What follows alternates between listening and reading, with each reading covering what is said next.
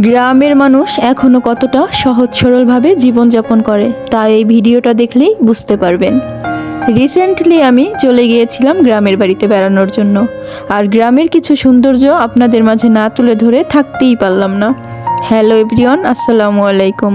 কেমন আছেন সবাই? আশা করি সবাই ভালো আছেন, আমিও ভালো আছি।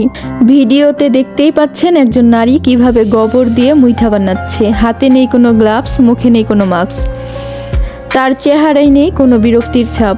এই সাদামাটা জীবনটাকেই তারা অতি সহজে বরণ করে নিচ্ছে। গ্রামের মানুষের অতি সরলতা আমাকে বরাবরই মুগ্ধ করে।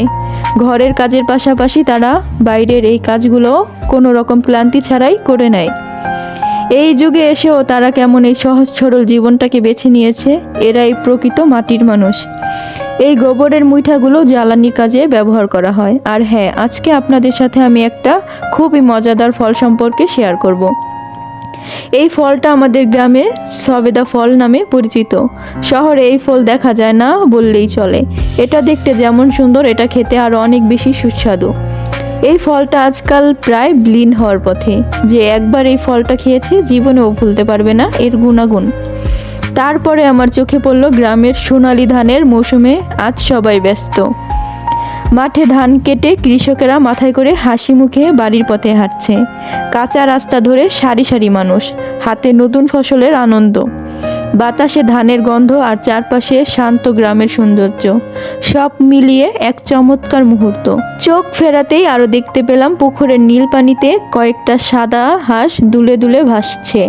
চারিদিকে শান্ত পরিবেশ দেখলেই মনে হয় প্রকৃতির নিজের আঁকা এক সুন্দর ছবি। এরপর আরও দেখলাম গ্রামের উঠানে পাটের খড়ি দিয়ে বানানো জাংলার উপরে লাউ ঝুলছে।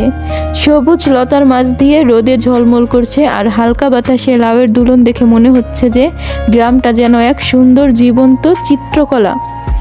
এরপরে সন্ধ্যাবেলা, সন্ধ্যার নরম আলো ঢলে পড়েছে গ্রামের ছোট ছোট ঘর আর উঠোনগুলোতে।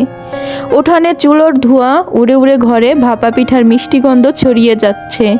মা পিঠা বানাচ্ছেন, আমরা পাশে বসে খুশি চোখে দেখছি। চুলার উষ্ণতা, পিঠার মিষ্টি সুগন্ধ আর পরিবারের হাসি মিলিয়ে যেন সন্ধ্যা হয়ে উঠেছে এক ছোটোখাটো উৎসব। এই সময়টাতে শুধু খাবারই নয়, একে অপরের সঙ্গে খুশি ভাগাভাগি করার মুহূর্ত, আর এই গ্রামের সরল শান্ত জীবনকে আরও মধুর করে তোলে। আজকের মতো এখানেই শেষ করছি, দেখা হবে নেক্সট ভিডিওতে। সবাই ভালো থাকবেন, সুস্থ থাকবেন, আল্লাহ হাফেজ।